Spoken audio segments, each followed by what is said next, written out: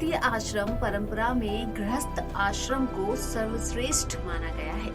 हिंदू धर्म पुराणों में वर्णित है कि वर्ष के 11 महीने दैनिक कार्यों और अपने कर्तव्यों का निर्वहन करते हुए मनुष्य अगर 1 महीने सांसारिक मोह माया से दूर रहकर पवित्र नदियों के किनारे रहकर जप तप और साधना करता है तो उसकी मुक्ति का मार्ग प्रशस्त होता है।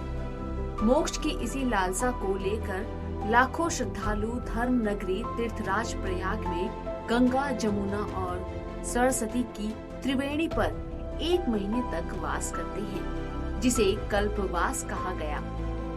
1 माह तक त्याग और संयम का जीवन जीते हुए पूरे समय भगवान के नाम का सत्संग करने वाले कल्पवासियों की इस अनूठी दुनिया में धर्म, आध्यात्म, आस्था, समर्पण और ज्ञान व संस्कृति के तमाम रंग देखने को मिलते हैं। तीर्थों की राजा प्रयागराज में संगम किनारे प्रतिवर्ष माघ मेले के आयोजन में पतित पावनी गंगा में आस्था की डुबकी लगाने और उसका पुण्य लाभ लेने के लिए लाखों श्रद्धालु देश के कोने कोने से आते हैं। लेकिन उनमें से हजारों ऐसे होते हैं जो जीवन मरण के बंधन से मुक्ति यानी मोक्ष की कामना के लिए संगम की रेती पर रहकर 1 महीने कल्पवास करते हैं। कल्पवास यानी घर गृहस्थी जीवन और संसार की चिंताओं को छोड़कर सिर्फ और सिर्फ ईश्वर की आराधना और मुक्ति के देवता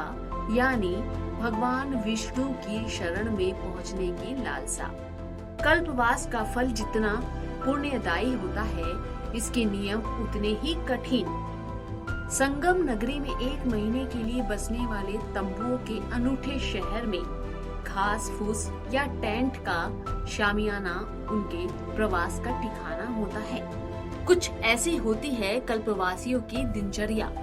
सुबह तारों की छांव से लेकर शाम तक 3 बार गंगा स्नान, अपने हाथ का बना सिर्फ 1 वक्त का सादा भोजन, नंगे पांव चलना और सोने के लिए रेत का बिछौना, भगवत भजन के साथ तुलसी का पूजन, सुबह से शाम तक सिर्फ प्रभु का गुणगान, यानी पूरे का पूरा 1 महीना ईश्वर को समर्पित।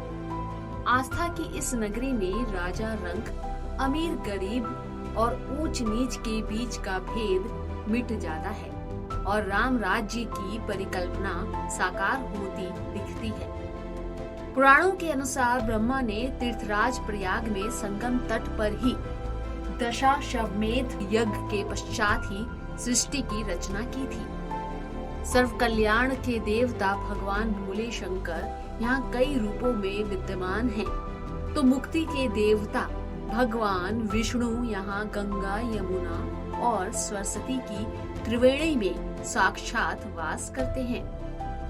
यही वजह है कि धर्म की इस नगरी में संगम के तट पर हर साल माघ माह में खुद सभी 33 करोड़ देवी देवता और 88,000 ऋषि मुनि भी लोगों के कल्याण के लिए यहाँ प्रकट हो जाते हैं, जिसके कारण यहाँ के कण कण में भक्ति और अध्यात्म की ऐसी विलक्षण ऊर्जा पैदा कर देती है कि कल्पवास करने वाले श्रद्धालुओं का रोम रोम भक्ति के सागर में डूब जाता है। मोक्षदायिनी गंगा का स्नान, ईश्वर को समर्पित संयमित व त्यागपूर्ण जीवन और संतों के मुख से निकलने वाली ज्ञान रूपी सरस्वती, ज्ञान, आस्था और समर्पण की यह त्रिवेणी कल्पवासियों को न सिर्फ अलौकिक आनंद की अनुभूति कराती है, बल्कि उन्हें जन्म जन्मांतर के पापों से छुटकारा दिलाकर जीवन मरण के बंधन से मुक्ति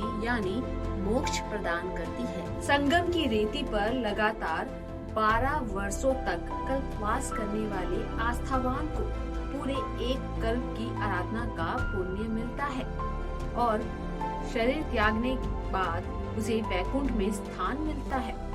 नियम संयम से बिताया गया 1 महीने कल्पवास करने वाले कल्पवासी आत्मा का परमात्मा से साक्षात संगम तो करता ही है, साथ ही वैज्ञानिक आधार पर भी उनके शरीर का कायाकल्प होता है। यानी कल्पवासियों को चारों पदार्थों यानी धर्म, अर्थ, काम और मोक्ष सभी की प्राप्ति होती है। तंबुओं के इस अनूठे शहर में सामाजिक नियम कायदे कानून के बिना ही आस्था का ऐसा राम राज्य स्थापित होता है जिससे किसी भी श्रद्धालुओं में ना तो किसी प्रकार का कोई भय रह जाता है और ना ही घर गृहस्थी की कोई चिंता। यही वजह है कि यहाँ आने वाले कल्पवासी न तो अपने तंबुओं में ताला लगाते हैं और न ही उनमें कुछ पाने की चाहत रह जाती है। लालसा होती है तो सिर्फ संत महात्माओं के सानिध्य की, उनके आशीर्वाद की और इस वैरागी जीवन में ईश्वर के और निकट पहुँचने की। कल्पवासियों के अनुसार मोक्ष तो उन्हें मृत्यु के बाद ही मिलता है, लेकिन 1 महीने का कल्पवास उन्हें अलौकिक आनंद की अनुभूति कराकर उनके इस जीवन को धन्य कर देता है।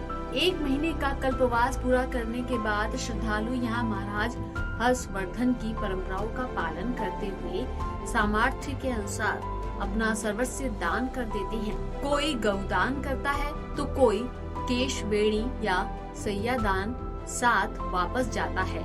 तो सिर्फ 1 महीने में अर्जित किया गया पुण्य और महीने भर आस्था के सागर में गोते लगाती यादें।